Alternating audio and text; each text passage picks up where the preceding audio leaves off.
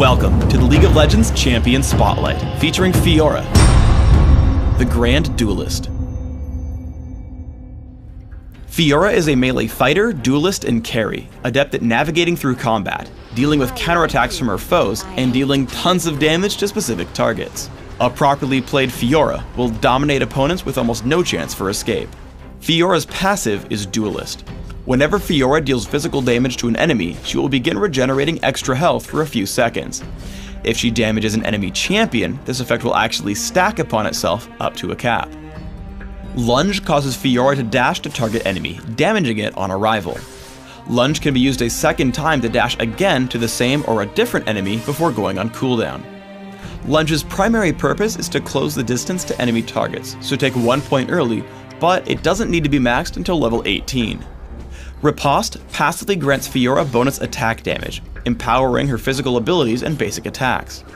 Once activated, Fiora will parry the next basic attack from an enemy champion, neutral monster, or large enemy minion, blocking the damage and reflecting some damage back to the attacker.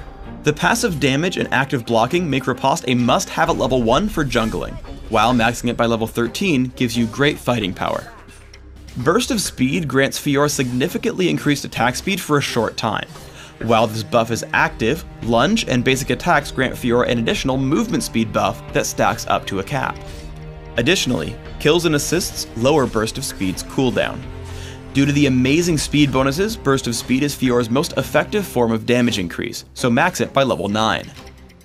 Fiora's ultimate is Blade Waltz.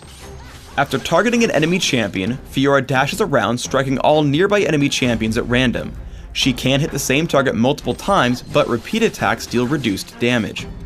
Additionally, she will always come back to hit her initial target with the final blow. These strikes also apply on hit effects such as Lifesteal and Black Cleaver's Armor Shred. The amazing damage growth on Blade Waltz should have you taking it whenever available, at level 6, 11, and 16. In lane, fight in small bursts until you build an advantage. Here I lunge onto Nasus and activate Riposte plus Burst of Speed. If he runs, I get free damage, and if he hits back, I win thanks to Riposte. Because I land multiple attacks, I get a lot of health back as well from Duelist. Riposte is especially useful against champions who use very obvious next hit abilities. Landing against Nasus, I wait to hit Riposte right before he hits me with Siphoning Strike. I block what would be massive damage and hit him back thanks to Riposte's counterattack. Fiora can close a lot of distance by first dashing to other nearby enemies. Here I come to gank Sion, so I lunge first onto an enemy minion and then onto his face. I hit Burst of Speed for some damage, and once the attack speed ends, Blade Waltz to pick up the kill. If you like playing champions like Nasus who use these big attacks, you'll want to bait Riposte. Nasus comes at me with Siphoning Strike and I tap Riposte thinking he'll swing at me.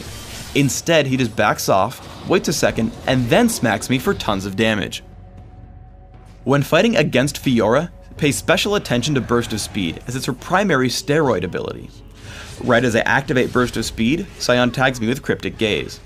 Not only can I not utilize the bonus attack speed while stunned, but I also can't trigger the bonus movement speed because I can't attack.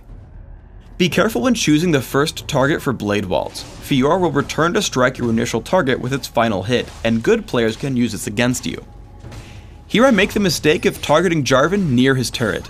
He flashes to his turret and hits me with Cataclysm, completely locking me in turret range until I die.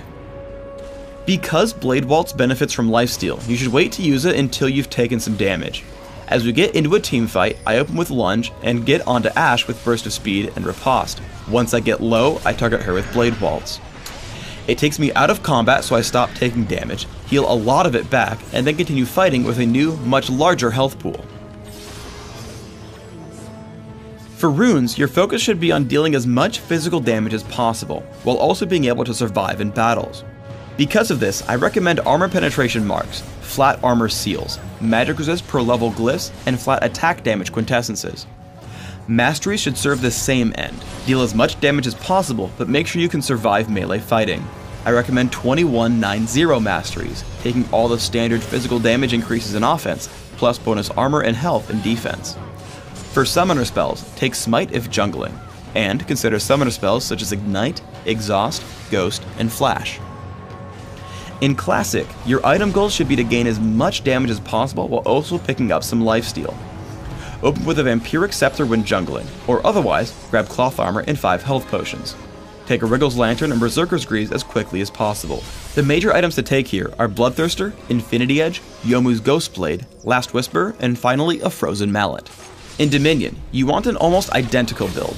Open with Prospector's Blade, Boots of Speed, and a couple of health potions.